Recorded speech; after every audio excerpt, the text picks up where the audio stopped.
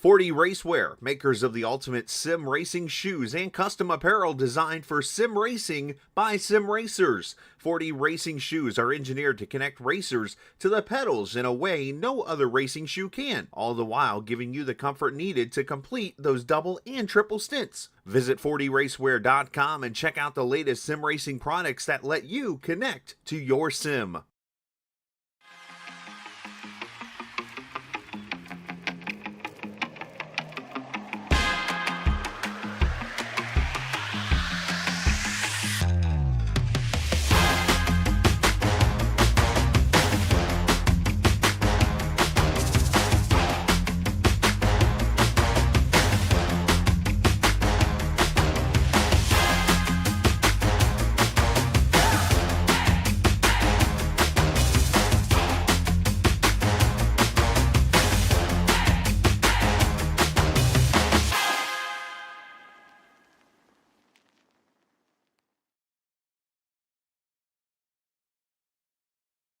Forty Racewear, makers of the ultimate sim racing shoes and custom apparel designed for sim racing by sim racers. 40 racing shoes are engineered to connect racers to the pedals in a way no other racing shoe can, all the while giving you the comfort needed to complete those double and triple stints. Visit 40racewear.com and check out the latest sim racing products that let you connect to your sim.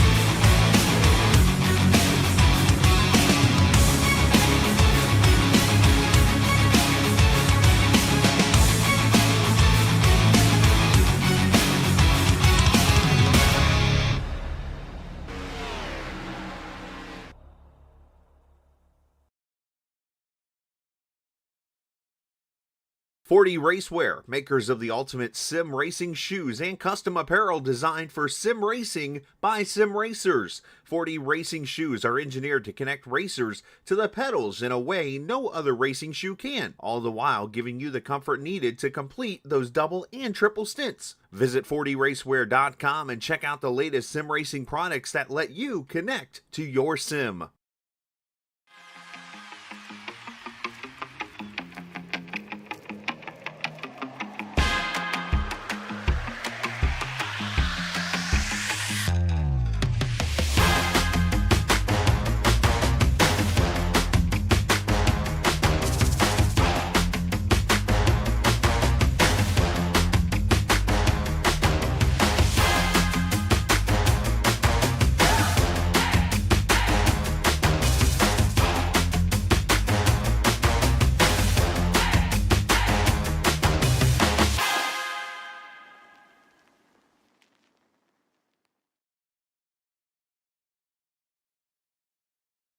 Forty Racewear, makers of the ultimate sim racing shoes and custom apparel designed for sim racing by sim racers. 40 racing shoes are engineered to connect racers to the pedals in a way no other racing shoe can, all the while giving you the comfort needed to complete those double and triple stints. Visit 40racewear.com and check out the latest sim racing products that let you connect to your sim.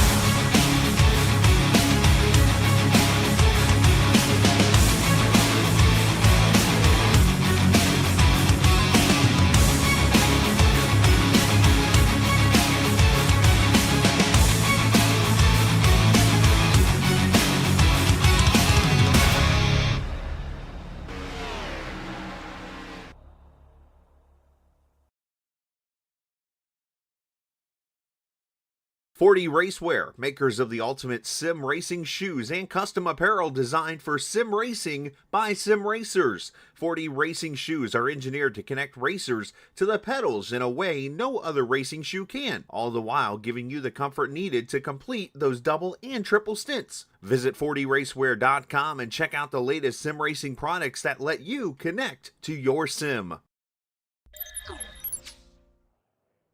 All right, good evening, everyone. Welcome to Green White Checker TV, where tonight we have the Area 51 Superspeedway Truck Series here tonight at Atlanta Motor Speedway. And this is the one track that is 100 laps tonight, as it is the shorter 1.5 mile oval versus Daytona Talladega, and hopefully soon again iRacing Superspeedway, maybe next season. So we're having some hiccups with that track, but I think we're going to probably bring that back into action next season. But Brandon, we're getting back to it here tonight. After this race here, we'll have two more regular season races before the playoff starts. So this is one of those big ones in my mind where it's going to be all about, to me, minimizing mistakes, because narrower track, very, very close quarters, a very difficult pit road, having to enter turn 3 there, running the apron. So a lot of things these guys are going to have to be ready for tonight. And I think fuel mileage wise, it's going to be pretty close. It sounds like about maybe that 25, 26 laps on fuel, which of course, I mean, that's the magic number. If we stay green, you want to be able to run 26 laps pretty much. So we'll have to see. Last week, Everett getting the win in that throwback truck. And then we'll see if I think if I heard right, he might be keeping that paint scheme because he felt like it was probably some good luck. So we'll see if he keeps that one on throughout the course of the race and maybe season if it keeps going well for him. And then on the point side of things, Gabe Butler with a 22-point lead over Cody Nagels. However, I don't believe Gabe's able to make this race, and so that could cut the gap closer. But also we're going to start coming into our drop weeks as well. It looks like for the regular 10-season race, they will have 2 drop weeks, so it's going to take the best 8 out of 10. And then, of course, for the final 4 races at that point, it's pretty much you got what you got. You're no drop weeks for those. So it'll be a lot of fun to see how that one's going to pan out. But yeah, Brandon, this is definitely one of those tracks I feel like you really do have to drive this one even harder than you might have to at Daytona Talladega. Yeah, and with the track being a little bit here at night, it's going to be a little bit cooler, so the track's going to be a little bit different. It's going to be faster, and it's Friday night. Everything's going to be amped up here. As you brought up, playoffs right around the corner. And we're really, really starting to get into race mode. And I want to give a shout-out tonight, though. Driver used to race with us. Friday Night Lights is getting back to kicking off, so I want to give a shout-out to Ryan Decker. I know his football season's getting ready to get underway down there where he's at, so I just wanted to give a shout-out to that 48 truck. Yeah, I definitely miss having him in the field. Really fun guy to be able to chat with, race with. And it's always fun seeing the paint schemes he would throw together, always kind of keeping his wife, Caitlin, on their toes. So, yeah, it's a lot of fun had. And, yeah, so good evening. Say good to see having a few people peek in on the chat. So you got Justin Davis popping in, wishing everybody a good luck. And I'll say Justin is, well, we can't spoil where he's starting here because we're about to pull up that starting grid here, Brandon, to go over our top qualifiers this evening. And it looks like we have just started clicking over into that as we speak. So let's go ahead and take a look at our starting lineup for tonight's event. As it is going to be Cody Nagels on pole position. And next to him is going to be Everett Lane, last week's winner. And it looks like he has switched back to the flames on that truck. So different, I wouldn't say different paint scheme, but switching it back out to his usual. And then behind them is going to be Tom Dixon, Jim Duda there, 3rd and 4th. And there's Justin Davis, just mentioned, starting in that top 5. Bud Steele next to him, 6th in the number 6 truck. Dean Wilkinson, Hayden Davis, Eric Laurie, and Robert Hooligan there, 9th and 10th. And then you've got Charles Johnson, Jack Walls, 11th and 12th positions. Paul Witt, Doug Webb, Bob Fitzgerald, Doc Holliday, and then Joshua Highbaugh, Adam Kildee, Gary Huffines, Anthony Lane are top 20. Robert Amaral, Les Levy there. And then a couple drivers opting not to put some laps down in qualifying. That is going to be David Fascholtz and Jim Brooks. I know you brought it up a little bit earlier here with these points, but these guys on the bubble, they got to really, really lock in this race. We know how dangerous this pit road can be. Do you think these guys to start this race off say, nice deep breaths, let's see if we're going to get an early caution? Or do you see these guys maybe saying, hey, let's get to the front and take the Gabe Butler mentality? Honestly, that's a tough one for me. I do feel like this is a race where I think I want to make sure I'm there at the end. However, this is a track where there's really no safe place to be. So it's a really tough decision, and I think that's again where best laid plans type situation here at Atlanta. So yeah, I'm really curious to see, like I said, and I think that's why we're seeing that strategy out of the 25 and the 51. I think they're thinking, you know what, let's stay a little further back here. Let's play it a little safe and see what happens out in front of us. But again, though, there's never a guarantee. If a bump goes wrong, if maybe someone catches the apron a little bit, it can all come undone. So yeah, it's going to be really intriguing to see kind of how that's going to pan out. And I'm looking at those points, and so like Jim Brooks mentioning, he is 9th right now out of that top 12. So same thing for him. He's right in that kind of that danger area. And really at this point, with as many races as we have to go, really nobody's officially safe at this point. So because again, you can get about, 40-something points for a win. So if anybody has a really bad race or misses a race, things like that, and it kind of at that point gets away from having that drop week, at that point they're going to be right in the thick of it. So we're about to see, though, we're going to hand it over to our front row. That's going to be Cody Nagels in that 16. Outside of him is Everett Lane, as we are about to get things started here, waiting for them to get to that restart zone as the green flag is out, and we are underway here, Brendan. 100 laps tonight at Atlanta. That 16 truck got a really, really good start there, getting about a truck length out there on everybody else, and he knows how to get around here, Gael. Last time we were here, between him and Gabe Butler, they led most of them. Cody knocking out 41 of those laps. So these guys know that's the guy to beat here around this track tonight. Is these guys going to start to stack back up as they come in here to 3 and 4, and this is where it really gets itchy as these guys start to pack in here. We've seen these trucks last time, they get really, really sideways until those tires heat up for the last couple of laps. Let's see who can keep their hands on the wheels. It looks like maybe Everett Lane stole that first lap away from Cody. I believe. I'd say it was close, and saying Cody also had a slight little blink there as well for just a moment, and saying that's going to make it tough for him as well, because that'll make the driver in third there, Tom Dixon, makes him a little nervous about trying to get right on that back bumper, because if he does, and right there again, Cody having another quick little disconnect. So you know the drivers are on the radio saying, hey, you've been blinking a couple times here, so we'll see if Cody's going to maybe have to make a reaction to that. But basically that puts Tom Dixon in a spot where he may not feel comfortable pushing that number 16 truck, so that could actually be a benefit to the outside lane with Everett Lane there. Justin Davis behind him, Bud Steele that third in line. So we'll have to kind of keep an eye and see if that connection issue continues. But right now things look like they're kind of settled in a little bit. I know Cody's been working on trying to get some internet stuff squared away over there. I think he's also got the satellite, kind of same satellites, I think Starlink, if I'm not mistaken, which is actually the same internet that Jim Brooks is using in that 51. So when it's kind of, it's never a guarantee thing on anybody's connection how things are going to fly. But say when you kind of have to do that situation, a little different, maybe a little bit more difficult. But right now you can see, though, Everett Lane has got to the front. But as we say that, look at that top side. Here comes Justin Davis. He's rocking the NASCAR for Dummies truck here now, Brandon. He's going to try to put that thing to the front. Yeah, good run there. And this is where Charles Johnson brought up the other night, at a track here. You really got to have that egg under the throttle. This is not one of those tracks like Talladega and Daytona where you can just slam the gas the whole time. And if you push the guy in front of you, hey, he's probably got a good chance he's going to be all right. Not here. As you can see coming down this backstretch here, the 16, the little bit of yellow stripe right there on the steering wheel, you can see it moving back and forth. These guys, they talked about it. These trucks are very, very fun to race here, but can really come around on you quick if you get the wrong push from somebody behind you. So you really want to be on the radio. And I think this is where that experience of Justin Davis last year, working with them Team Bootnaka guys, he got to learn a lot. And now he's got that confidence up here as the season gets on later in season 2 that he can be up here and make a run for the lead. Yeah, no, exactly right. And so, yeah, Justin's definitely one that we've been watching a lot. He's been just super solid right from the get-go.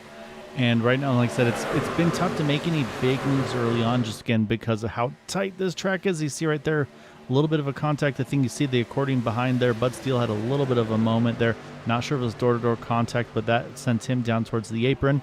And so luckily able to recover and get back in there.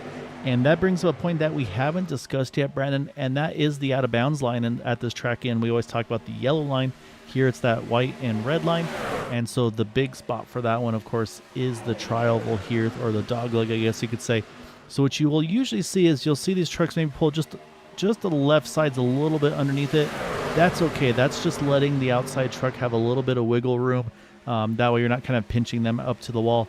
The issue is if you're passing somebody and you're going way below the line situations, or if you try to kind of force your nose underneath somebody doing that, that'll be where the admins have to get involved. But what you're seeing right here with them running side by side, again, it's just more of a respect thing, just really kind of giving a little bit of space for these other guys. So should be non-issue, but just that way for those that maybe weren't aware of it, that's why you're seeing that as well. Yeah, Gael, and the tri-oval is not where that line scares me here with these drivers. These drivers know how to get around here. It's when we're going to see them come to pit road. That's where you want to make sure you're under that and down there by that cone, because coming here to pit road, if you get up there and out of that line, it will be a penalty. And we see these guys really try to hustle around here and try to make up spots there. And this is the one track where you don't want to make a mistake, because you can go multiple laps down way quicker than compared to Daytona and Talladega. But the 16, he's getting right back around here, picking up where he left off last time. Didn't get the finish he wanted. Gabe Butler pulled out that win, but he was dominant for most of the race. Had a hiccup at the end, really cost him, and Vicente Guerrero was running with him that night. Those guys unfortunately finished towards the back, so trying to turn that luck around. He's also trying to capture in some more points as the 88's not here tonight. Yeah, and that's a really good point as well. Like you said, you never know how it's going to turn up at the very, very end, and the pit stops is exactly it. This is, like I said, to me, this is probably the most difficult pit stop that we still have on the calendar. I would put iRacing Superspeedway up there as well, just because of the speed differential that you have and the banking transition. Again, unfortunately, we don't have that track in the season the rest of the way. I do expect to see it back in 26. But yeah, you're exactly right, though. You got to get in 3. You got to run that apron. You can see that the red and white line, and then the white line just a little underneath it. They have to stay underneath that white line all the way through from turn 3 into the pit stall, or into the pit entry, I should say. And even there, you're kind of turning into the pit entry as well. So it's a very difficult one. You got to try to, of course, hustle that truck as best you can, get all the speed you can. So yeah, this one, that's going to be, I think, the big story tonight. And then also, to me, is tire strategy, Brandon. This is going to be an abrasive track. You talked about throttle control. So yeah, if you're running full throttle all the way around the track, you're going to probably start to burn up the tire, be it the right front, right rear, depending on where you're leaning on the truck the most.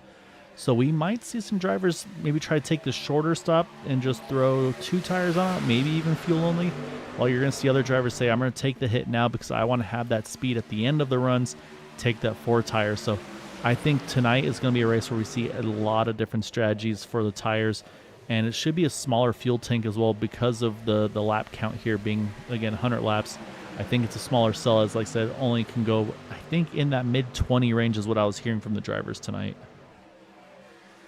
Yeah, and if you're up here, these guys like Cody Nagels and these guys that's up there in the point standings, Everett Lane, these guys, the bonus for tonight is lap 26. So if you're right there and I'm those guys up front, hey, I take a risk, maybe come in, just take fuel only or something like that to make sure I'm leaning at that moment and come and get the bonus, and then come back in the next pit stop. And you never know what can happen coming to these pit road. We can see a caution, or you don't want to be caught up in any of that. You don't want to be in the mess early and have to burn that fast repair. But hey, these guys are telling me they want to race. They haven't let up at all. We haven't seen the third lane yet. That's when the chaos started to begin last time we were here. They wanted to get to that third lane a little bit early, make it racy, and that's when the caution started to breed caution. So the 6 Bud Steele, hey, he's happy, content right there, just following the 16 guy. Yeah, no, I would say he's in the inside lane. He's at the front of the field. It's exactly where you want to be if you're that 6 truck. But you can see, though, these guys are still very tight on each other. And I do feel like these trucks are starting to drive a little worse. I feel like they're not able to hold that white line as well as they had been earlier. And, of course, with this being pretty much 2x2 most of the way early on here, not a lot of high climbers as of yet. Right now, the 2 biggest movers are that 126 on the inside line there, Robert Hooligan. You see him have a little bobble through the tribal, and just to his outside as well, Paul Witt up about 7 spots there, as he's got that admin box sponsorship on the side of that one. That's a really, really cool, actually, piece of hardware. I've kind of looked at it, don't have one, but something that's very useful for league admins and just kind of a lot of configurability in that thing. So definitely check that out. Looks like even it's got a promo code on the back of that one, so you can get a little bit of a break on the pricing of it. And then kind of towards the mid-back of the field here, a little bit of movement as we're getting closer to that pit stop window. Doc Holliday up about 5 spots in that 3 truck. Adam Kildare going right along with him in that 85. And then Gary Huff finds as well up 4 spots, I should say, in that 00 truck. So right now, like I said, not a lot of movers, but I think, again, then it's going to be strategy. Who is just trying to save as much fuel as humanly possible to try to go that extra lap or two, just to try to make things a little bit safer for them on entry, maybe, because again, you will go a lap down here, there's no question. So if there's an untimely yellow, going long is definitely the way to go, I feel like, here to play it safe. Yeah, and what you just told me sums up my first pit stop strategy to a T. Not very many movers, and it's so difficult. You're going to have to take that third lane if you want to move. So Gael, right there, you said some guys have only moved a little bit. Everett, woo! Squeezing it. It's getting tight down here. That takes my strategy right there. I get the track position, and I don't even know if the track position's up front right now because these fellas up here are driving these trucks. But I don't want to be back there. I don't want to be in the checkup coming this pit road. Business is about to pick up, as the saying says. Exactly right. And I think the other thing you mentioned is a really great point, too, is, like you said, that money lap on lap 29 where, and I think that's exactly right. If you've got maybe a little margin on points, you know what? I'm going to take the gamble. Let me do fuel only, take the bare minimum that I need to, time-wise, Bud Steele gets a little contact. I do not know how Paul Witt saved that truck. I think it looked like Bud just got either a little tight or a little loose on entry, had to catch it, got up into the side of Paul there in that 40-29. He's going to try to squeeze his way, and now we're kind of getting the forced 3-wide situation, as that's putting the 85 Adam Kildare to the top here. Is that Adam is been definitely making some big moves here, trying to get himself towards the front. Looks like he'll clear the 19 in 1. Yes, he will, as they continue to go. But now, like I said, now this is where the stack-ups are about to happen, just like you said, Brandon, because everybody's trying to fight their way down to the bottom. This is where I do what Adam is doing, and I see a few more going up there as well. Who's that? Doug Webb has jumped up there as well with the 25. David Faschholz. This is what I want to see here. I want to do exactly what these guys are doing. You saved. Everybody's trying to get to the bottom. All right, it's my time to go. So Cody's still controlling the inside, but here comes Dean working the top. Adam Kildare, we just mentioned. You got that 714. So yeah, so now these guys are starting to try to pull themselves forward, getting ready for that pit stop here in just the next couple laps. Yeah, and you can really, really make up some ground there with the 85. The 85 says, "Hey, I'm moving." And what a move there by Dean. He's going to pick up a couple spots here and drop right in.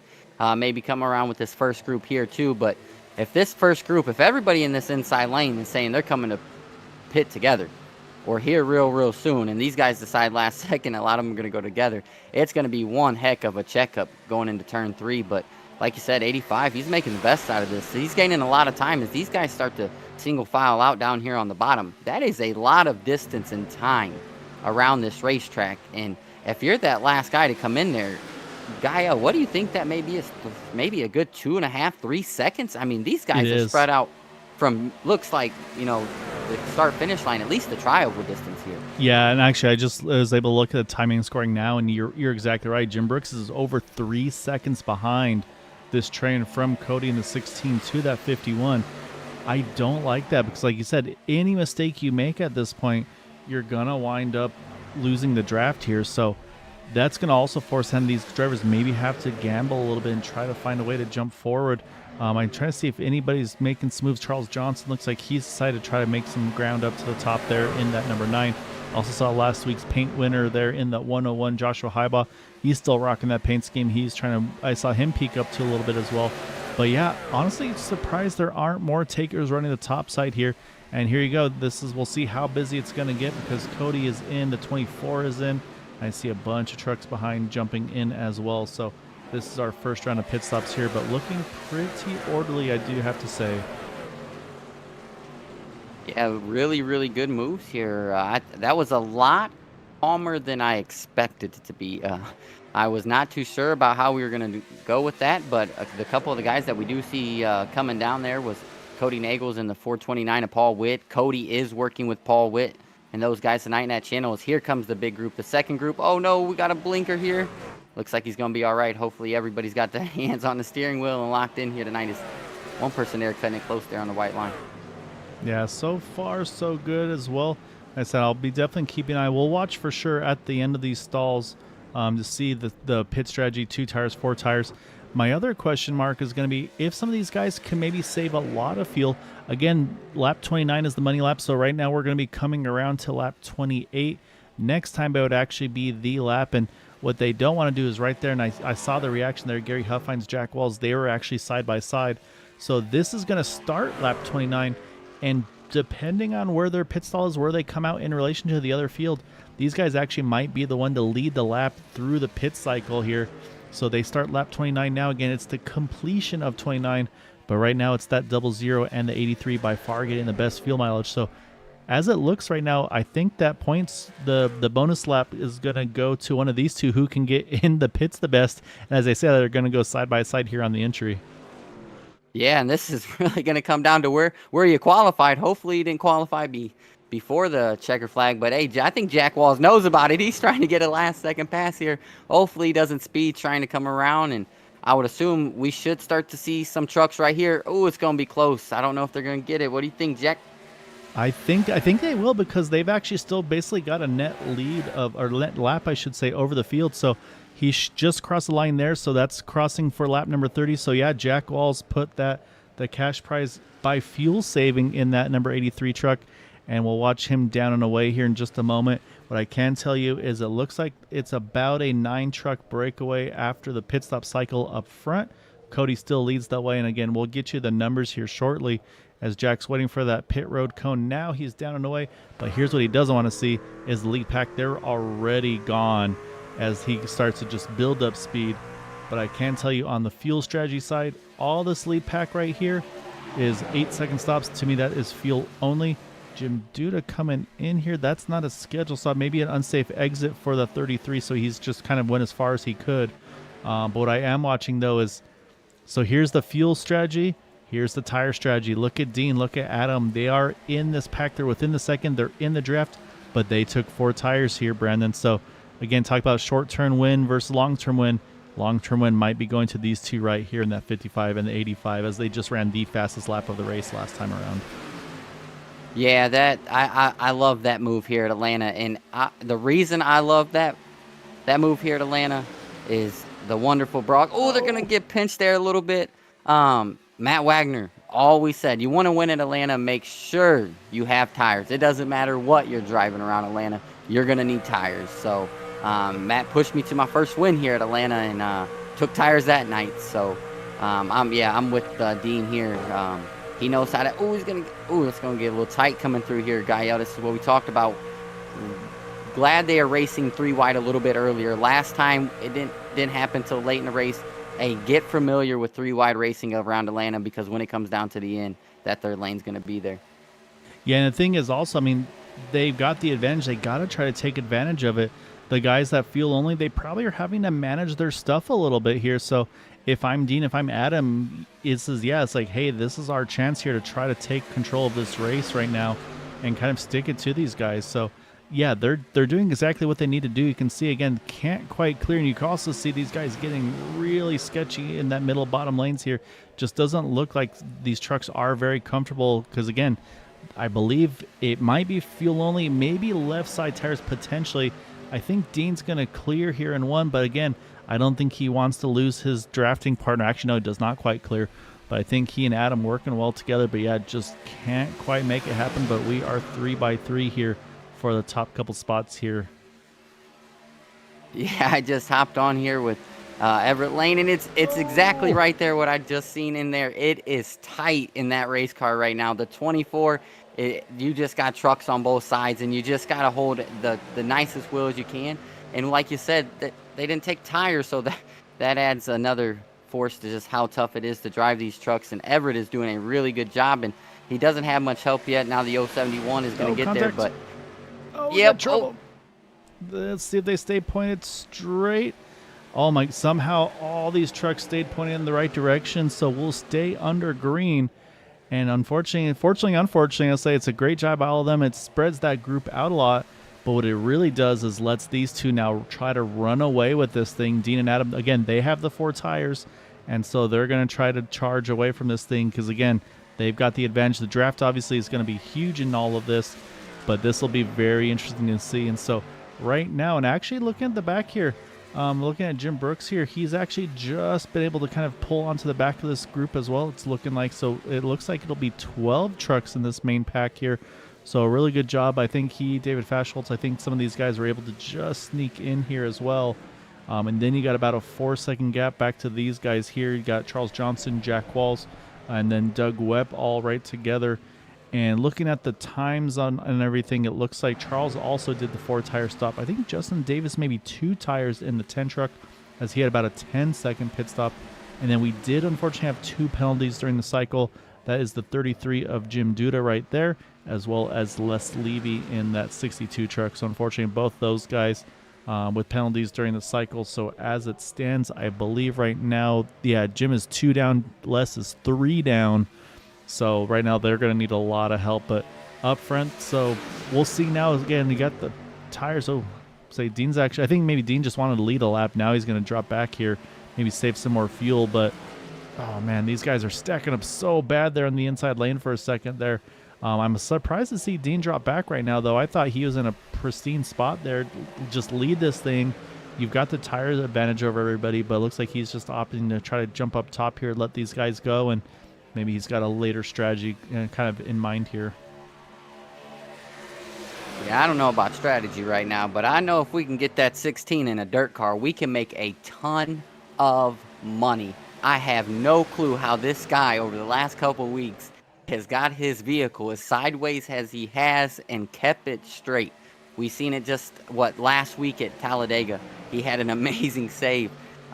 This guy can will a race car. And nobody got tore up, and the pack stood together. I'm still amazed by what we just seen there. And I think a lot of these guys answered next time they come to pit road, hey, crew chief, give me 4 tires. I need it badly.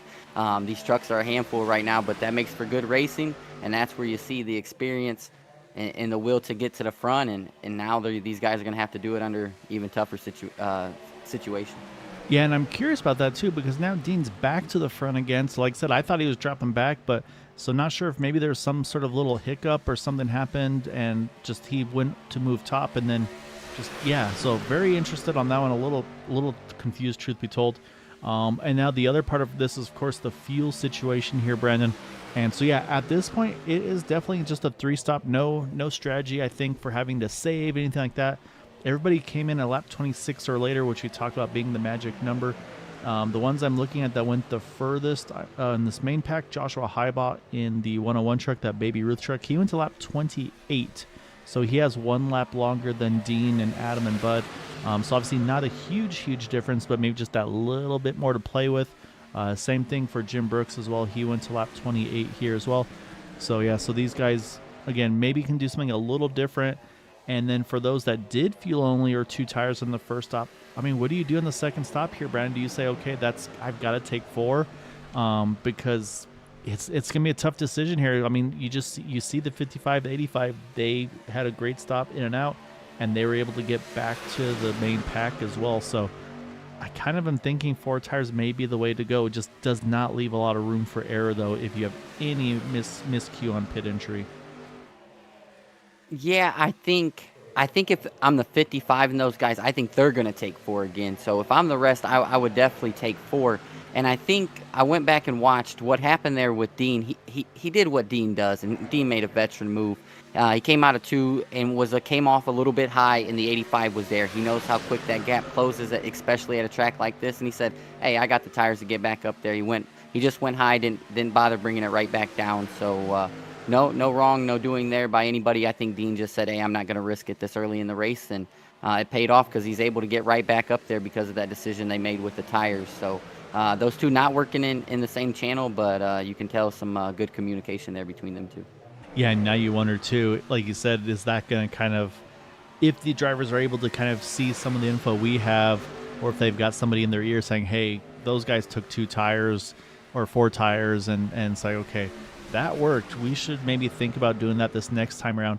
Because also, the way I kind of see it is once you get to that last stage of the race here, it's going to be a slightly shorter stop as well. Because again, if they're running this 27, 28 laps, that's going to pretty much make that final stop be able to be, I would say, roughly with maybe 20 to go or even a little less.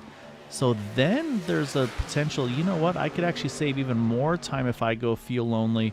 So I kind of thinking this stop upcoming here, I say you take those tires in the plans of going fuel only. In my mind, you do fuel only the final stop to just shorten that stop because it's going to be the shortest run to the finish. But then, of course, do you want to end the race on the worst tires or the best tires? So there's a lot of decisions to be made by these drivers tonight, which is why I'm glad I'm up here sometimes. Yeah, and what's tough, is these guys this is really where it's going to pay off, and Team Bootnock, not having Gabe, the team's a lot smaller tonight with Everett, Doug, Eric, and David. I know it's small, but that's less drivers than these guys normally have, and when you miss one guy like that, that changes up a lot of the strategies. So you really, like you said, you got to execute it. But I want the tires at the end. The only thing that scares me, Gael, is we've yet to see a caution, and Atlanta always reminds me of like a Martinsville. When you have a caution, be ready for about 4 or 5 more of them after it, just because of the timing in the race, and guys start to understand 20 to go or so, it's time to go. And you just coming back to what you pointed on in the beginning of the race, how hard it is once these guys get double file and they're racing hard, how hard it is to pass. And we've seen how difficult it was for the 55 and the 85 with 4 tires, trying to get around these guys once they came out of pit road and use that third lane, and how tough it was coming out of 2 and scraping up against the wall. And we look back here at Charles Johnson and Jack Walls. These guys, I think they're in the best spot right now. I know they're not with the pack, but them cautions are going to come, and I would rather be out of the way and not involved in using those fast repairs. Yeah, so they're about 7.5-ish, 8 seconds back from the lead pack. And then you got to go another 12, 13 seconds back to this group here with Tom Dixon. Say it's got him, Bob Fitzgerald there, Anthony Lane, Doc Holliday, Hayden Davis are all in that group as well. And I can tell you Tom and Bob did take 4 tires. Like I mentioned earlier, Charles also has 4 tires. So pace-wise or tire-wise, they're on the same boat. And actually, as I say that, here comes Charles going to come in here a little, I wouldn't say early, but starting lap number 50. So pretty much right on the number of the halfway point of this race. So curious on this one is you never want to pit by yourself, so I'm a little concerned about this pit stop there for the 9 truck. We'll have to wait and see as it cycles around to see if it does work or not. And here's going to be a big point in this race now too, is these guys are coming up on some traffic here. You've got, looks like it's going to be the 77, the 00, and the 33. So again, I expect you'll see these guys jump to the top here. However, at the same time though, some of these guys are about to be in their fuel window here. So for like I'm looking at, who was it? Robert Amaral, he pitted on lap 26, so we're about to hit lap 52. That's going to be right in his pit window, so it's going to be a little bit stressful for him if he's going to have to maybe try to force his way in to make pit stops. But it looks like kind of like we expected, though, the respect being given by all these guys, just jumping up top, letting the leaders swing on by, and then they'll try to get in line here as soon as they possibly can. But right now, the pit stops, Charles Johnson did pit 4 tires and fuel for him, so definitely can tell that by the time. So, and it looks like he's just rolling out now here, and same thing, is going to be pretty much right in front of Dean here. So he knows he won't go another lap down because the pit stops are about to happen. And as I say that, here you go, going to bring in Cody and Paul Witt coming in together here, coming to lap number 54. Yeah, good move there. I like this. I'm with you there on the Charles. Not coming by yourself, but Atlanta, two is pretty good, and especially when it's 2 teammates. So if they can execute this pit road, they're in the same channel, so they got the same tire strategy. And then if you can get out and really hustle, we've seen Charles, he came out right around that same pack as here comes the big group of trucks.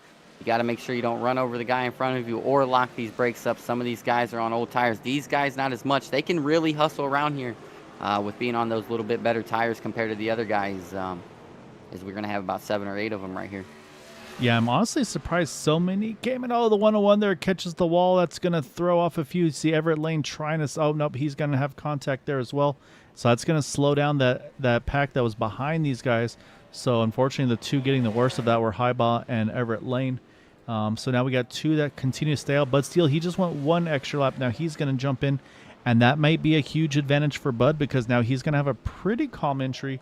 He's got one truck in front of him. We'll see if he can get that thing woed down in time as well. And actually, as I say, I mean, look how quick he was on an entry here. Got right up to these three trucks in front. And then Mr. Fuel Save, Jack Walls, he's going to come in as well. So that's going to leave he and Gary Huffines. And we'll see if Gary's going to come in. Yep, here he comes. So already, so I feel like the cycle is actually finishing a lot quicker this time here, Brandon, as it looks like Bud is hitting his stall as we speak. So then we got to watch for the pit exit strategies. Who's going to have the best of that? And currently, it's going to be Robert Hooligan at the moment leading. But again, though, it looks like it is going to be 2 tires based on what I'm seeing lap time-wise for him, or pit time for him, versus, again, 4 tires, Adam Kilday, Dean Wilkinson.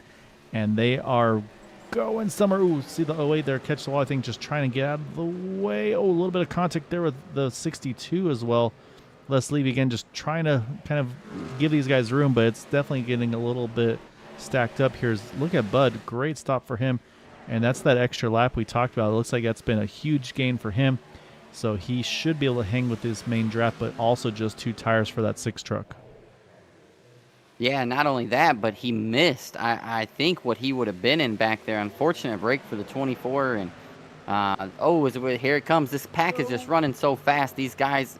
gonna get tight. Oh, Bud got bumped into the wall a little bit there. Say they went 3, and I think the 81 there was just trying to give room. Say I think Bud should still be okay in all of this.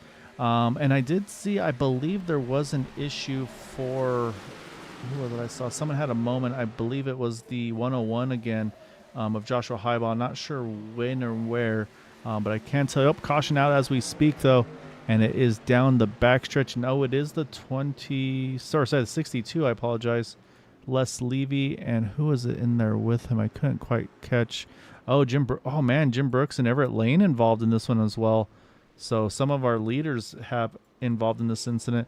I'm going to first jump back to this Joshua Highball situation because I saw something happen. Maybe just spun it on exit potentially. So we'll watch and see here on the 101. Yep, there starts to break loose from him. And he's able to, oh no, actually he catches the inside wall there, but we kept it green. I think he was off enough of the racing surface. But now let's go back here and check the incident that happened. And it was around Jim Brooks and Les Levy. So I'll focus on Jim here initially. And it looks like, looks okay there initially. A little bit of net code, honestly, is what really gets them the worst. So Les goes down, gets the 51 as well. And then somewhere in this, oh, well, I can already see where it is. You saw the 62 kind of ricochet him off the inside wall up to the top side. And then unfortunately, you see in the background here, the Everett Lane, I mean, he can't see what's going on right now. So he's peeking to the top. And that's unfortunately just was not where he needed to go. Unfortunately, that's bringing out the yellow there. So just, oh man, huge hit for Everett.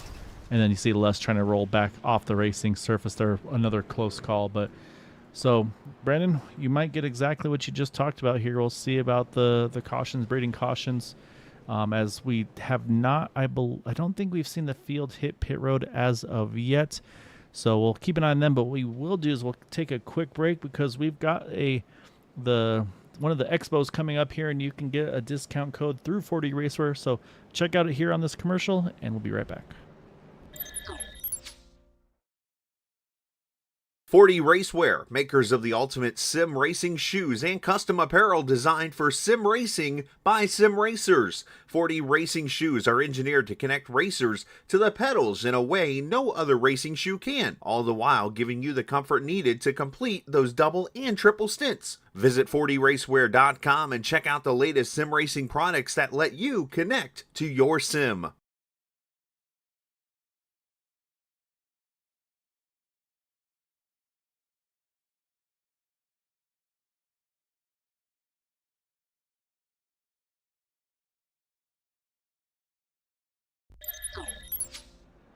All right, so as you saw there on the side, big thank you 40 Racewear for that. So yeah, Sim Gaming Expo, that code that you saw there, that will get you 10% off if you're able to attend that expo.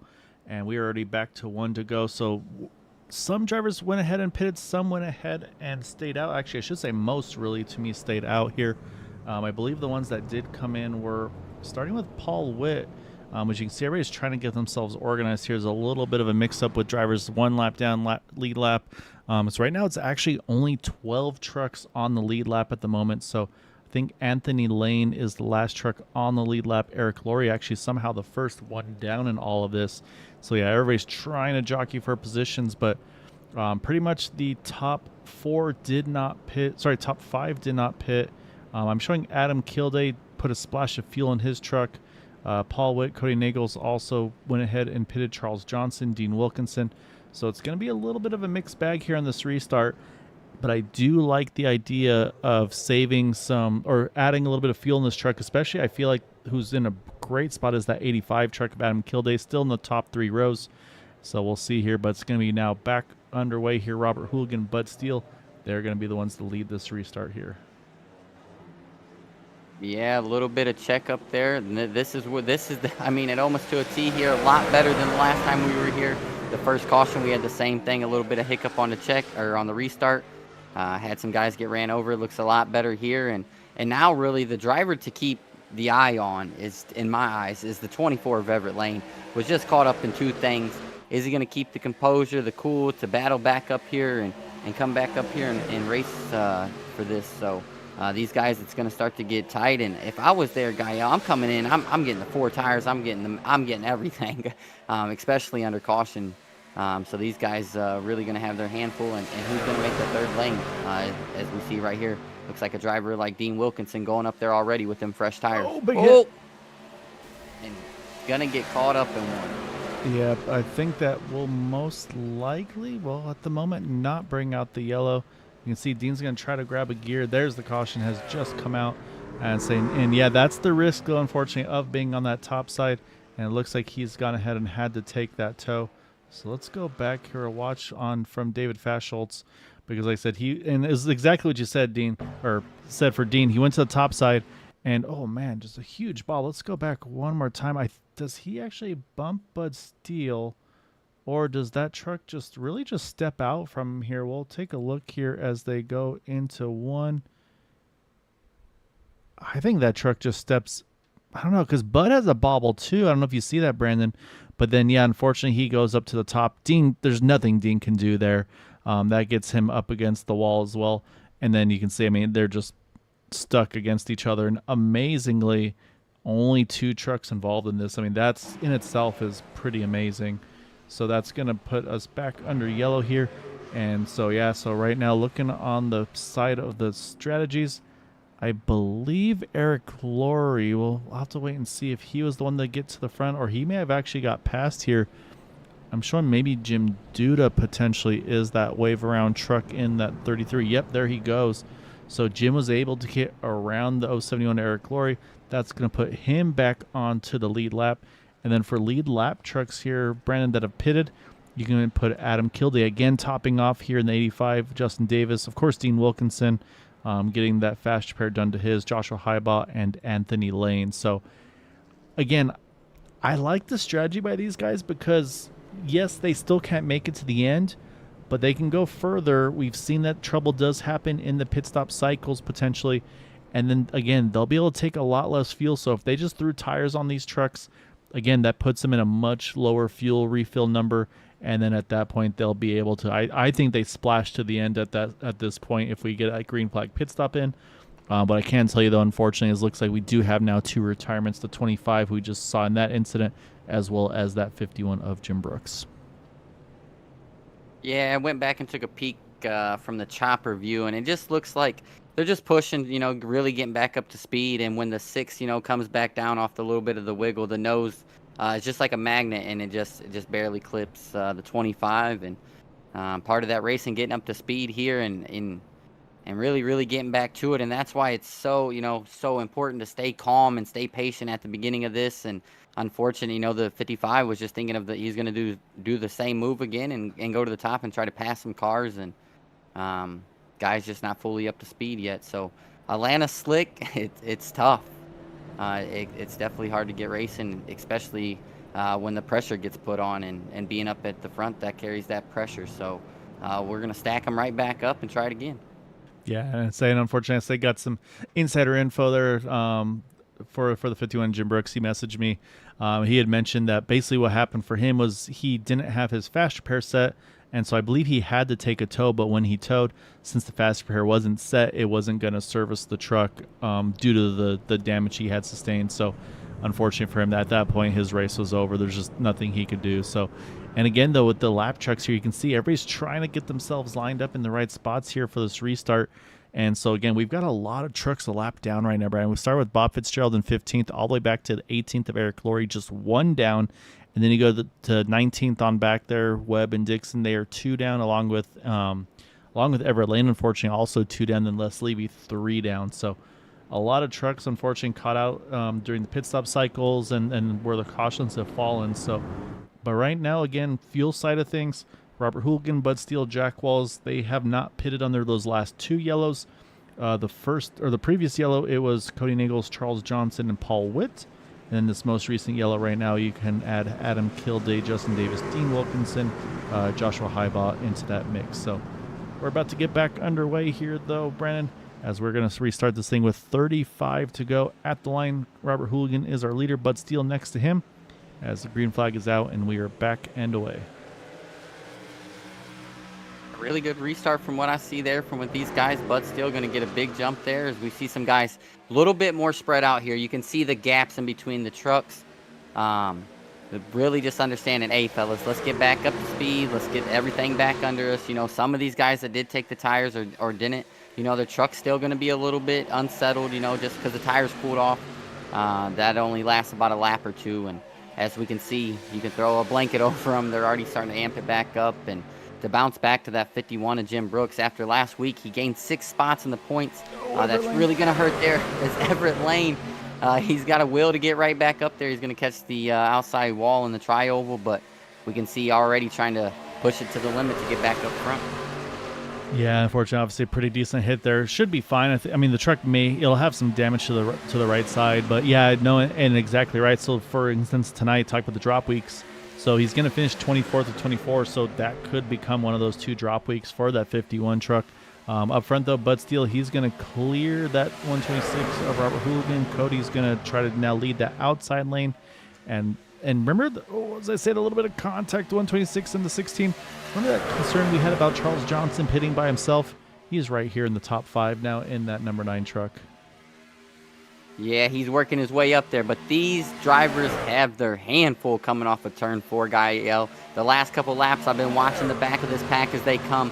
Drivers are having a massive load coming off there. Bob Fitzgerald, the last time by, really came close to hitting the wall. Everett Lane, the lap before. These drivers are really having to push it there. Bob Fitzgerald last week won the paint scheme on our throwback weekend. So, again, congrats to him on winning that. And interviewed him, and just it's so awesome to see the things that Area 51 does in the league and giving back to their drivers, and it doesn't go unnoticed with the bonus points, and like last week rewarding the throwback drivers. You could just really tell right there how excited and how much Bob Fitzgerald enjoyed that award. Is he's got his hands full right now, Gael. He does, but the problem is he's having to be this aggressive though right now, Brandon, because he is in that first truck 1 down spot. He's trying to hold off the 19 of Hayden Davis, who's in that Harbor Freight truck to his outside now. And so now it's really all about what lane's going to prevail the best. And so that's why Bob is pushing so hard, getting that truck as loose as he is, because he wants to stay ahead. But as I say that, Hayden's now going to have a nose ahead going into 1. And so right now, as it stands, now Bob's the nose ahead. So if there's a yellow, it's going to depend on kind of where the caution is and where those two are in relation to one another. So, but again, though, I'm starting to start watching closely because, again, that fuel window here, Brandon, it's open in about 5 laps, but I do not expect to see anybody pit in that 5 laps. Again, I think it's too risky. You mentioned the cautions breeding cautions. I think you run this thing out as far as you can, if there's a caution and you've got the whole field to pretty much trap the lap down, all the better for you. But, man, you're talking about Everett Lane. He's working the middle now. He wants to try to get one of those laps back because, again, he's going to have to get a couple as we got trouble in the back there. Got one up on his lid there. It's the 714 of Doug Webb and, the 00 as well, Gary Huffines. And it looks like we will stay green because they're down on the apron here. I'll do one quick look at it here if we can, as we're going to focus on that 00. You see him up on the outside. You see the 714 to his inside. And it looks, I'm wondering if it was maybe just a reaction with that truck that caught the wall. So the 00 kind of comes down into the 714. At that point, they're just kind of hooked together. And that's about all she wrote for those two. So big hits for the two of them. Again, though, off the racing surface, we do stay green. You see the 00 trying to limp that thing back to pit road. And we'll jump back live, though. Bud Steele leading the inside lane still with that 126 right on his rear bumper. I think I just saw Tom Dixon get really loose in that 411 truck through the tri-ovals. Everett Lane continues to work that middle. He is on a mission right now. Yeah, and they might have unlocked the side of Everett Lane. They might not wanted to unlock this yet in the season. He, like you said, is on a mission, and that's exactly what Bob Fitzgerald wanted to see back there in that point. Bob wanted Everett Lane to be on a mission. He wanted to have right in front, and unfortunately the 19 is not going to benefit too much as he finds it. Oh, looks like Justin Davis definitely got into the outside lane, and that is going to collect Everett Lane. That is going to collect Everett Lane, yeah. Just like you said, I think Dean Wilkinson as well, just another tough one for him. And it looks like this might be the break that Bob was looking for. I'll have to go back and see, because then it also depends on who's involved in the incident. But it looks like Everett and Justin have both had to take a tow. And I saw it just in the corner of my eye during kind of as they were going through there. So let's go back. We'll take a look here at Justin Davis's truck in that number 10. And already you can see he's a little up towards the top here. And so, yeah, so right here, we'll pick it up from here, Brandon. Because you'll see Justin Davis. He's down on the middle lane, the middle lane. Then he jumps to the third lane. And so if I'm Paul Witt, I'm saying, hey, there's an opening for me here. And I'm guessing that's exactly what we see there is the 429 and the 10. They get together, and Justin's trying to save it. And again, Dean up on that third lane, just wrong place, wrong time. He gets into Dean. He gets into the 24. And then, who is that truck? Oh, it's Tom Dixon in the 411, also getting a piece of that one. So Tom also a little bit of damage, it looks like, to his truck. Let me try to find Tom. Does he keep this pointed straight here, Brandon? Oh, he did. And unfortunately, Eric Laurie got a little piece of him, too. He still somehow kept it pointed straight, though. So really good job there by Tom. Unfortunately, like I said, a little extra contact, though. But let's look at this fella right here, though. Brendan Bob Fitzgerald was aggressive, fought hard, able to get back to the front here. Now it's strategy time, Brendan. Pits were open. We're in the window to the end. And it is, again, it splashes of fuel for these trucks up front. They went ahead and just fuel only. Bud Steele, as I say that, he's got a little bit of a hiccup there. Gave a little lub tap from that 429. He took 4 tires. Charles Johnson, 4 tires. So there's going to be a tire strategy with these guys as well here on this potential final run to the finish. Again, fuel's out of the question. Everybody can make it from here. Now it's just about if they can keep it green to the end. But I think you're what you said earlier, Brandon, it looks like it may be coming true. Yeah, and it's not what you really want to see, but it's so tough for it and not to, when we come to Atlanta. It's not that the drivers, it's just the racing is really, really, really, really fast, and it's just compact, and the turns are tighter, and it's not like Talladega where it's completely wide where we just came from. The racing is just so much tighter, and the risk of errors is just so much higher here. So you really got to be locked in, and those guys, that staying out of trouble, not having to use those fast repairs with as many cautions as we're having, that could come back to save them. Yeah, so here's Bob Fitzgerald, got the wave around. He's going to hit pit road, get that truck serviced, as we're going to hit the 1 to green. So he's going to have to do a speedy service in that number 08 truck. So we'll keep an eye on him. Hopefully he's able to get back up there. So, yeah, we're about to get back to it, though. So, yeah, fuel window out of the question, Brandon. Now it's just all about that, who's able to make the right moves here to the end. You see Jim Duda trying to get his spot in line. And it looks like he's going to line up possibly behind that 429. Like I said, there's a lot of trucks down a lap, so everybody's trying to get themselves sorted correctly. But yeah, so now that the Lucky Dog battle, it's going to switch from Bob Fitzgerald.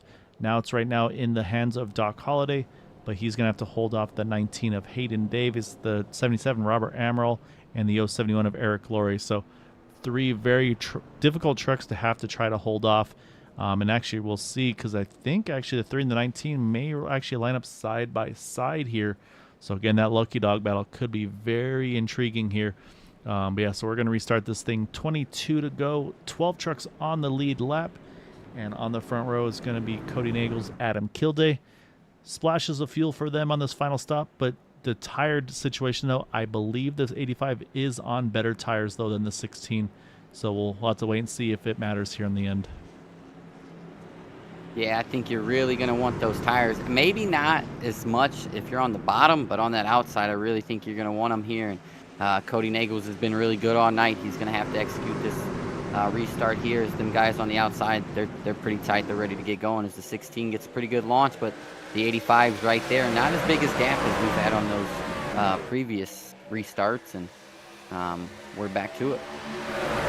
Yeah, so now again, it's all about who can get that momentum built up and maybe find the pusher that you want to have as your pusher. And I got to say, Robert Hooligan, he has been a really solid pusher in this race. You got Bud Steele there, and I think Bud's actually rolling out of it here. As he got to hit pit road, maybe a pit penalty for the 6 truck, I'm not sure.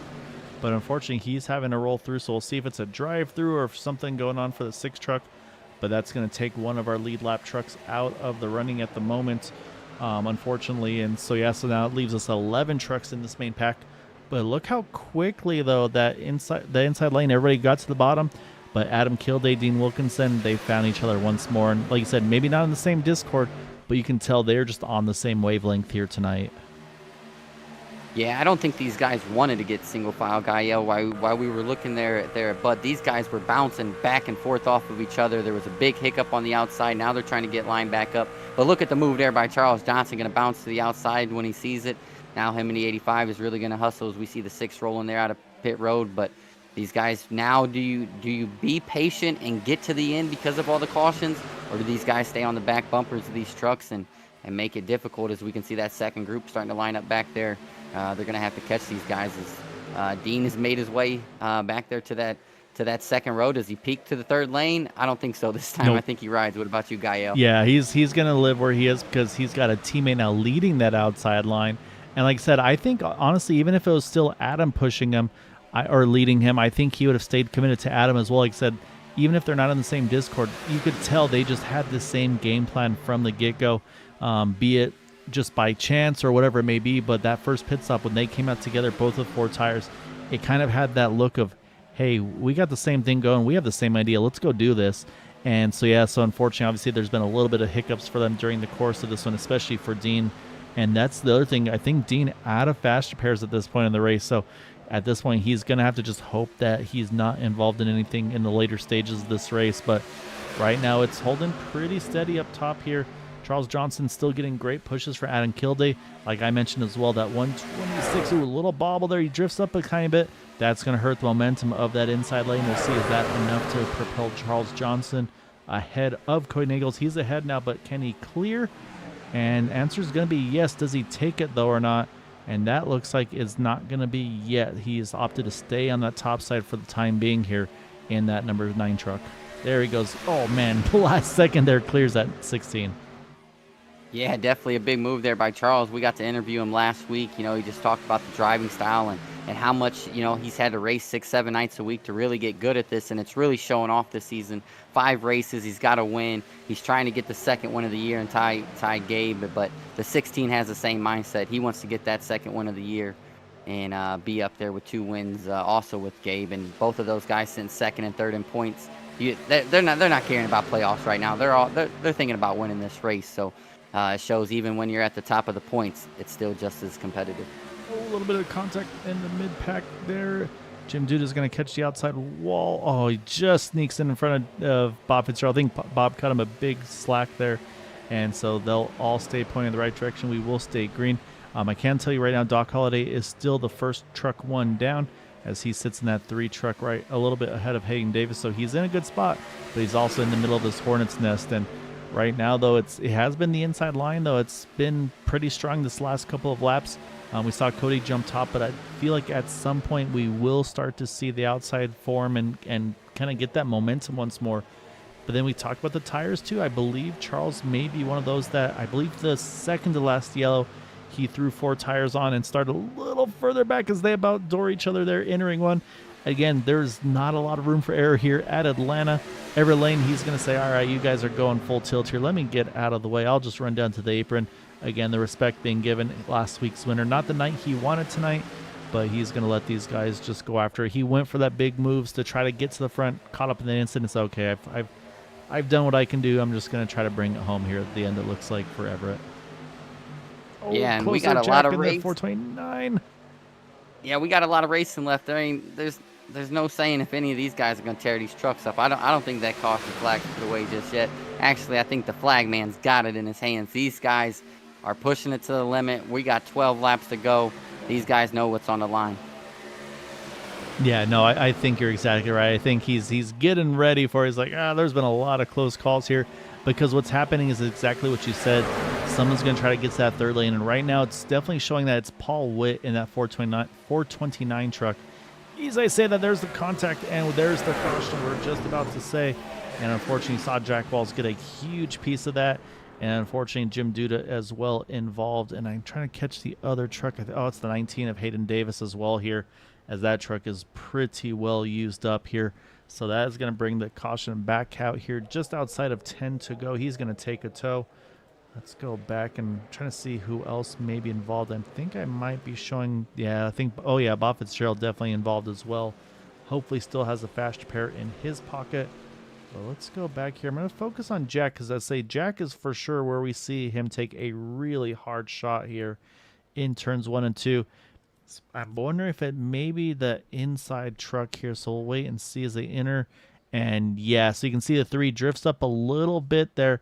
Catches Jack in the left rear, and Jack's trying to catch it, but then right there, the second contact, or maybe just him trying to catch the wheel, puts Jack up into the wall, the 19 obviously as well. So that's going to potentially change the Lucky Dog truck here for us, Brandon, because I believe with Doc being involved in it, he's going to get that incident point that we've talked about. And I'm also watching Eric Laurie, actually, he just got a little piece of it as well, Robert Amaral.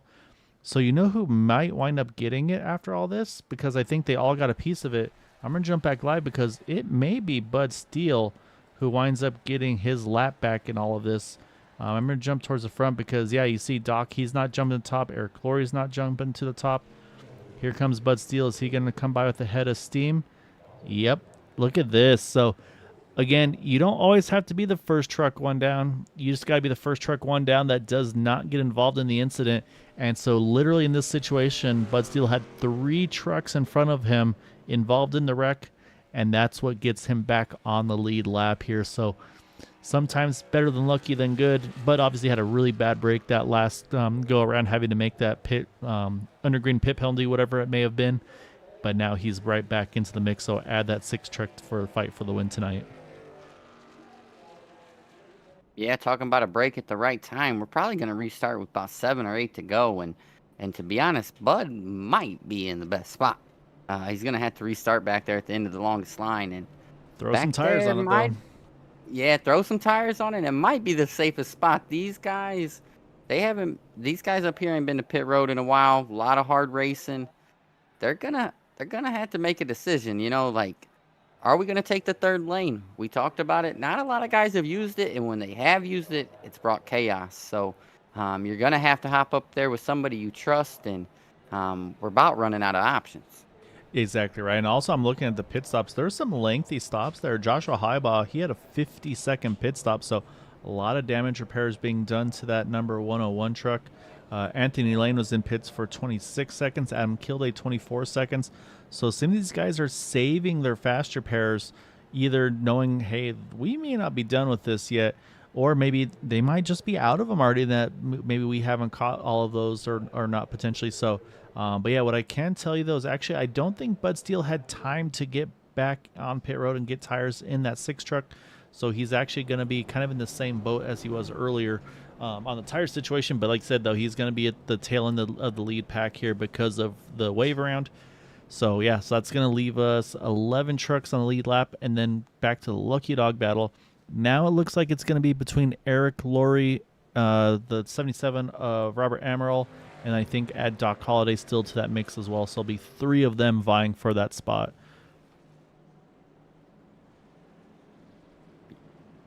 Crucial restart here, Gaio. We got 2 really good pushers here in that second row. Yeah, and that's what I was just getting ready to say. These guys right here, you may not know it, but you are the most important piece to this whole puzzle. You don't want to push that guy in front of you too tough and have him spin the tires, and then you have that massive checkup, and then chaos occurs. So that's the row I'm watching here. We've seen that outside lane have a really good jump all night. Can Cody Nagels execute on that and jump down in front of the 9? Charles Johnson's going to bring us to green. Yeah, we're going to restart this in 8 to go. Great jump by Charles Johnson, though.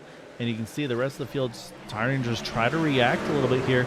Cody's just going to be able to jump in front of that 126 there of Robert Hooligan. And then you got Joshua Highball there able to get down to the inside, too. So that's going to now, this is, I think, actually exactly where Paul Witt's been wanting to be all race long. Now he's thinking, all right, I finally got the top lane. But as soon as I say that, Cody's going to jump top. He's going to bring along Josh Highball with him. Oh, you saw there for a moment, the little bobble. The 429 tried to take the middle. Didn't quite happen. That's going to shake up that top side, and so that's going to allow Charles to clear.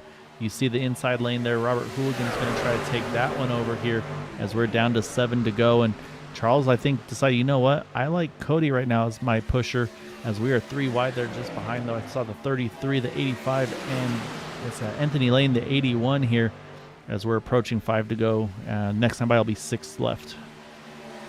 Yeah, and not only that for Charles, but that guy, that's the guy right in front of you in points. So you want him to be a little bit. Not only is he a great pusher, but you want to get a little bit more points than him. If not, get the bonus points for winning, because we know the 55 and the 126 down there maybe not as familiar with each other. As you can see, the 16 and the 9 has completely cleared the 126 and the 55, but they're going to battle back on the inside lane as Adam Kilday says, "Hey fellas, I'm here. I'm on the 3rd lane. Does anybody go with him?" I think Adam's best chance, well, I was going to say his best chance is that car that's just to the left of him. That's the 429 of Paul Witt. But actually, no, here you go. It may not be for a spot for him or for a win here, but Everett Lane says, hey, I'll help you out here, man. And that's something we've always talked about is even if you're lapped down, you don't have to just completely roll over. If you can help a teammate out or a friend out, that's more than allowed here at the Area 51. So you can see, I think that's exactly what Adam is hoping for, is to maybe get that 24, get him to have a little buddy to get some pushing, as we are down to 5 to go. And they are going to come up on the 19 truck here of Hayden Davis before the end of this thing. So at some point, Hayden's going to be in an awkward spot just seeing this huge train of trucks coming down at him here. But right now, like I said, it's really kind of ebb and flow here. If it's the 9, if it's the 126 leading this thing. And so watch the 19. I think we'll see him drop to the apron. Yep, that's exactly what he does there. Again, great respect by all these guys. So big props to Hayden there. But man, right now, though, Dean's pushing his teammates' competition to the front, though. Put Robert Hooligan now clearly a nose ahead through 3 and 4. And now you can see Cody's having to try to protect that outside lane, because that was the 85 Adam Kilday. He's got a big head of steam there. And so as they fight that inside and middle lanes, that's allowing the inside lane to sneak away a little bit. Yeah, and I don't think that's really what Cody wanted to do. They bobbled coming out of there, and he couldn't get back down. And in front of the 429, he filled that hole, and Cody, if he would have came back down, he would have been sideways, and I don't think he'd have been able to save that one. But now him and the 85 definitely got their hands full, as they're going to have to push very, very tough as it gets really tight there, as we see the 101 slide up a little bit. But heck of a job there. Yeah, I gave a little bit of flack there to the 126 and the 55, but they battled back very, very nicely, as the 126 leads this round with 2 to go. I think if Dean has the opportunity, he needs to jump in front of his teammate in the 9 of Charles Johnson. Try to see if they can both work the top side around Robert Hooligan to try to win this race. But right now, Dean just not quite clear. Now they got to get to the white here. There goes the move. Dean's going to jump in front, get his teammate Charles Johnson. They're going to make the big charge on the outside of the 126. At this point, race is official. Now it's who can get to the line first. They are squeezing each other through 1 and 2 here, Brennan. 3 by 3, front 2 rows. Charles Johnson already got him a win. Dean does not. Dean's sitting on the bubble in 13th right now. What a win would do. You know Charles Johnson's not going to lift. How many of these gauges are blinking red? We got a couple in the wall, but we're going to be 3 wide coming here to the finish. Who's going to be strong enough to pull it out? The 101 is giving the 126 one heck of a run. It's going to be Robert Hooligan, I think, getting the win there. They're going to pinball off each other here coming to the checkered. That 126 may not have any truck left to celebrate, but from everything I'm seeing, there's more contact. Oh, hopefully it doesn't wind up his lid. There he goes. From what I'm seeing, it's going to be Robert Hooligan getting the win over Dean Wilkinson, and then Cody Nagel is going to be finishing in third. We'll take one more look at this, though, Brennan, as they came through 3 and 4, because, I mean, this is great pushing by the 101, Josh Highbaugh, Charles Johnson, Adam Kilday. And, I mean, look at that third row, too. These guys all as well, 3x3 here. And you can see everybody's just going for everything there. And this is, again, we talked about the white, yellow line rule, white and red line in this case. Again, I think this is them just trying to give each other space. I don't see anything too concerning to me about it. You can see everybody tries to get themselves back up. But right there, there's the distance here with the 126, a nose ahead of the 55. And then if I can split it up, can't quite get there. But it's tight between Cody and Highball. We're going to have to actually go back and we'll check the live results here before we call it. Because I honestly don't know between Cody and Joshua Highball. That's really close between those two.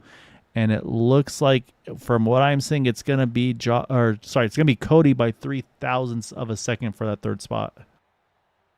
Yeah, very, very close there. I was a little iffy how that was going to go, but how about these drivers? You know, they were nervous, you know, not really nervous, but when it got to 3 wide, everybody kind of held their breath. And are they going to be able to hang on? But for those last couple of laps, those drivers did one heck of a job of wheeling those trucks around here. And I think they put on one heck of a show for Green White Checker TV. That was an amazing finish by all those drivers. What we do now is we will go over those official results before we get to our top 3 interviews, as it will be Robert Hooligan there by 15 thousandths over Dean Wilkinson. Cody Nagels, we mentioned there, 3 thousandths over Joshua Highbaugh. Then you got Charles Johnson, Adam Kilday, Jim Duda, Paul Witt, Anthony Lane, Bob Fitzgerald getting top 10s. Bud Steele there in 11th. Didn't have a chance to get back to the front. Probably expected something to happen. Just didn't wind up occurring for him to steal a few more spots. And then Eric Laurie there in 12th over Robert Amaral and Doc Holliday. The other trucks 1 down. Then you got Tom Dixon 2 down along with Gary Huffines. And then unfortunately tougher nights there for Justin Davis, Les Levy 3 laps down. And we continue through, again, some tough nights for these guys. Doug Webb, Hayden Davis 4 down. Everett Lane 6 down, but you saw at the end he was still going to try to help anybody he could. But again, a tough night for him. Same for Jack Walls, unfortunately, was caught up in that late incident, and that was pretty much night over for him. And then David Faschholtz and Jim Brooks, those early retirements from their wrecks at the beginning of this race. Tough break for Jim. Ended this night early, but what do you say we get to our interviews and bring up Cody Nagels? Yeah, we got to chat with some fellas here. We're going to kick it off with that number 16 of Cody Nagels. Cody, 3x3 for a couple of laps there. I'm sure you had no concerns, no issues. That's like, oh yeah, we'll be fine. There's not going to be any huge wreck or anything coming to the 2 to go or 1 to go or the checkers. I mean, that was some intense fighting there at the end. Yeah, and there was enough room, actually. We were tight enough with the 3 lanes. We could have fitted a 4th. Now, it might have ended in disaster, but there was a complete, like, my rights were on that top stripe. So there was an entire lane above me there at the end when we were racing to the finish. So we were all just not quite ignoring each other, but pretty close to it, and it was all clean. So had a lot of fun. Wish I could have pushed Charles more than I did. I got double orange, and I started flashing red. And I didn't want to blow it up, and I seen Adam there, so it was a move of doing it so I didn't blow my own engine and to give him a different pusher, and, you know, in hopes that maybe I could advance in front of him with fresh temps. Yeah, that was really what we were talking about right there at the end, is whose gauge is really blinking. I want to take it a little bit a different direction here. The last 2 races we've been here, Cody, you've led the most laps and didn't get the victory. When we come back here for the first playoff races, is there anything that you've learned or anything you're going to change, you know, knowing you've been so good here and just haven't got the finish you want? No, I mean, I think, I don't want to say I feel confident that I'm going to win it, but I'm in a good, if you keep putting yourself in a position, it's bound to happen, and what better time than in the playoffs. So I've got myself set up pretty well. We come back here, I'm just going to put myself up front again, and hopefully the chips fall a little bit better for me. All right, so did you decide midway through the race to try to one-up your save from last week's? Because we definitely caught that one as well, and I think it was like 3 or 4 of you that had huge moments. I want to say it was right after a pit stop cycle, and again we saw a couple trucks that's like, no, they're not going to stay pointing in the right direction, and somehow they did. Is this going to be the weekly Cody save show, or what's going on there? Man, I hope we can make it that. This one scared me a little bit more than the one from a couple days ago or last week, whenever it was.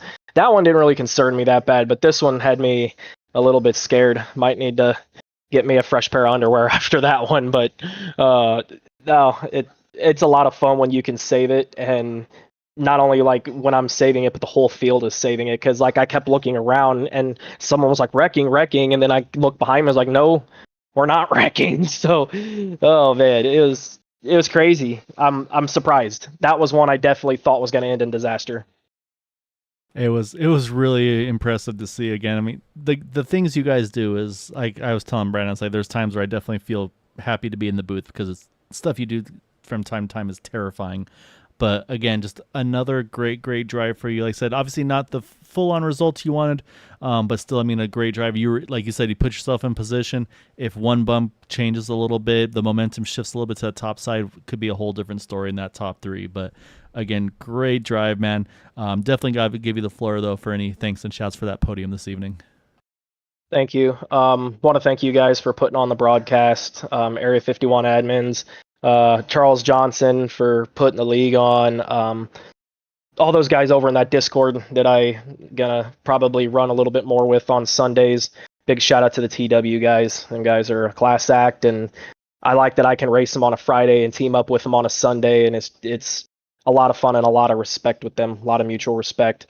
Thank Paul and Jim too for working with me in this race, and it was a good solid team result and good momentum we can take into next Friday. All right, sir. Well, go enjoy this one. Like I said, we'll see you with those TW boys on Sunday night, though. Cody back here at Atlanta. So good job again tonight. Look forward to seeing you soon, sir. Yep, thank you. All right, Brendan, I believe we're going to jump one spot further forward, and that is going to be that number 55 of Dean Wilkinson. And Dean, if my math was correct, you were out of trucks at the end of this one, so were you just kind of crossing fingers and toes and thinking, all right, just hopefully I can avoid this next one potentially? Yeah, that's exactly what I was doing. I was, put myself in 2 spots where I don't know if I should have, but you know what? Damn, I was having fun. And I thought I'm going to try that high line. I did all right at the beginning, but then bad luck twice. Somebody got knocked right in front of me into the wall. I'm like, yikes.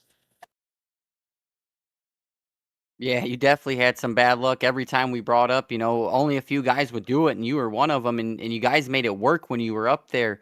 I'm gonna bounce back all the way to the beginning of the race.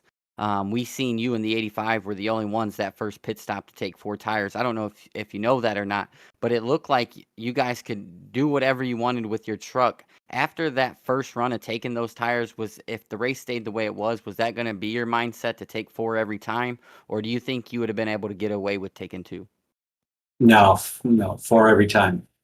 Because I learned a couple of races back, Charles and I think it was, can't remember what car we were running, but we only took 2 tires one run, and then everybody just drove right by us, and we were leading, half a lap. I don't know if you remember that. We were like half a lap ahead, and then all of a sudden everybody caught us, and I'm like, okay, no more 2 tires on this track. It's always 4, and even if they get ahead of you, you can, it'll hug the high line for quite a few more laps than 2 tires. So, and that's how you gain position, I think. Yeah, we were really curious about the strategy and the tires too, because like you said, most of the guys in that main pack were I think fuel only, if I'm not mistaken. And then here come you and the 85 there of Adam Kilday, and I mean it's just like you guys had an extra gear basically, and then obviously it was tough sailing to get to the front. Like I said, you got to the third lane, the 2 of you were working there, and it almost seemed like it was one of those situations where you can get there, but then actually trying to complete the pass is a whole different story. And then obviously there was a couple trucks getting together, and somehow everybody stayed pointing in the right direction. At that point, I let you and Adam set sail. But he did mention, or Brandon caught one thing. We noticed at one point you were leading the group, you jumped to the top there, and Brandon went back and looked at it, and he was saying it was just one of those things where probably you kind of learned, knowing from experience, where you drifted up maybe a little bit off the bottom, but then you're like, you know what, it's safer I just roll to the second lane versus maybe risking chopping the nose of Adam, depending on the momentum change. Is that what happened in that situation there? No. It was payback. I appreciated Adam taking me on the third line and getting up to the front. So I gave him the lead so he could lead a lap. And then, then I came back. I mean, and that's what I mean with those 4 tires. I was able to get back in front of him, and I don't think he just let me get in front of him. I was able to, side drop that middle line and get back in front of him. But that was just to give him a chance to lead a lap to gain up some points there for helping me out. Okay, that's some good sportsmanship there. And as we're looking back, obviously coming through the finish line there, I mean, you saved that third truck to the very end, and saying you'll have to probably get a couple of repairs for the future races here. But again, great job tonight, Dean. Like I said, Brandon and I were definitely enjoying you, especially that first run, watching you and Adam work through the field there. It was a lot of fun to watch you guys make those moves. And like I said, I think definitely the right pit calls on the tires. It definitely seemed to be the way to go. And we definitely saw a lot more drivers take tires after that first stop as well. So, great strategy tonight. And looking forward to seeing you back on Sunday night. But before we get to that, as always, definitely got to give you the floor for any thanks and shouts for that runner-up this evening. I do want to thank Adam for that first run. That was fun, and I appreciated the assistance. My teammates, TW, with Bob and Tom and Charles, you guys for broadcast always. I'm sitting here watching it now. Area 51, great league. And again, I can't stress enough, good drivers, makes great racing. So I really enjoyed this race. Thank you, drivers. And thank you guys for the broadcast. Great job tonight, Dean. It was a lot of fun watching you guys put on some really good racing. And look forward to seeing you here in a couple nights' time on Sunday in the Xfinity car, sir. All right. You guys have a good night. All right, Brandon, we got one fellow left to chat with, and that is going to be our race winner tonight in that number 126 of Robert Hooligan. And Robert, you were a busy fellow tonight. You were pretty much a pusher, I feel like, a good chunk of the evening. And as I'm not saying that as a bad thing, because I feel like anybody who was ahead of you was probably really happy to have you as that pusher, because whatever lane you were in, that driver in front was going really well.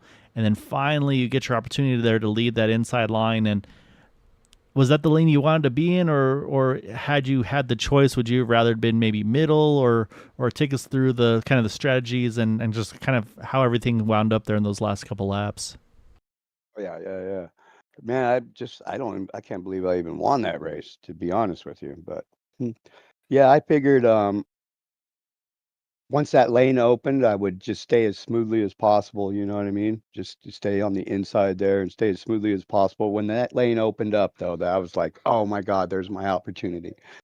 And then I had Dean pushing me, which was really good. So, yeah, my whole strategy was to have good pit stops, which I felt like I had. Just had really good pit stop coming in and out. And that's what I had through the whole night. Was able to stay up in the front. Yeah, and did a lot of good pushing, was able to save my tires a lot. That's what I concentrated. And then I switched my tires out. I took lefts and then took rights.